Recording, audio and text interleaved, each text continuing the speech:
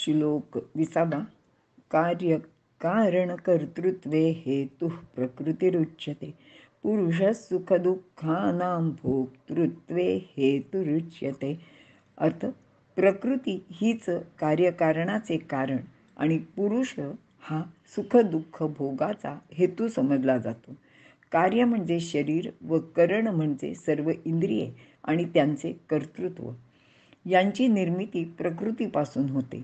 तसेच पुरुष म्हणजे शरीरस्थ आत्मा हा सुख दुःखादी विकारांचा भोगता होतो.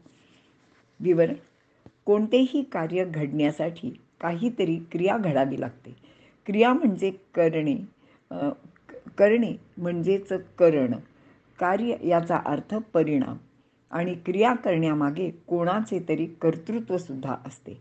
कर्तृत्व म्हणजेच क्रिया करण्याचे सामर्थ्य. जो क्रिया करतो तो कर्ता. ते कर्म करण्यासाठी सर्वप्रथम इच्छा महत्त्वाची ठरते.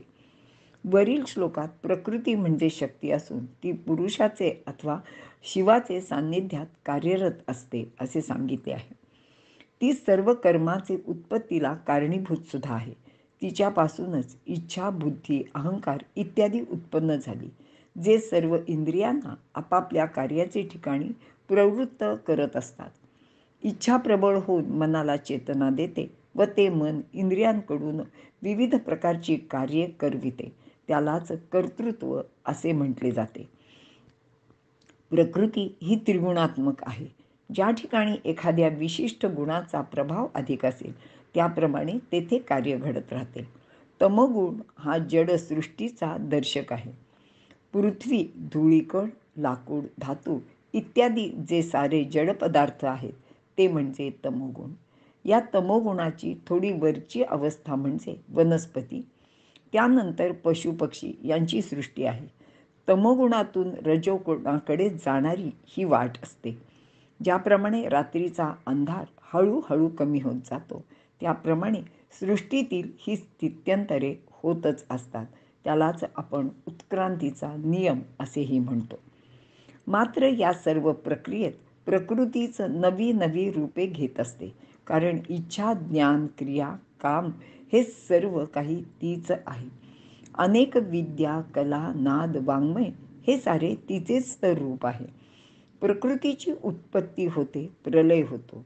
सर्व काही जो खेळ आहे तो हिचाच आहे आणि या सर्वांमध्ये जो पुरुष किंवा शिव आहे तो तिच्या बरोबरीने सतत असतो. आणि प्रकृतीच्या या गुणांमुळेच पुरुष सुखदुःखाचा भोगता बनतो असे सांगितले जाते. हिच्या सत्वगुणामुळे जी सत्कर्मे घडतात त्यापासून सुख उत्पन्न होते.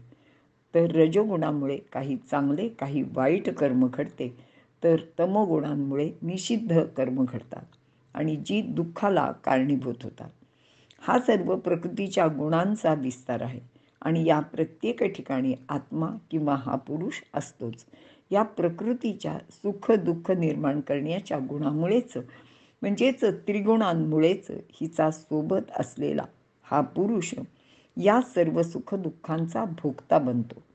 तसेच प्रकृतीच्या विविध रूपातील विस्ताराने म्हणजेच दगड, माती, वनस्पती, पशु, पक्षी, मानव इत्यादी या गोष्टींमुळे तो आत्मासुद्धा इतके जन्म पावतो असे आपल्याला वाटते.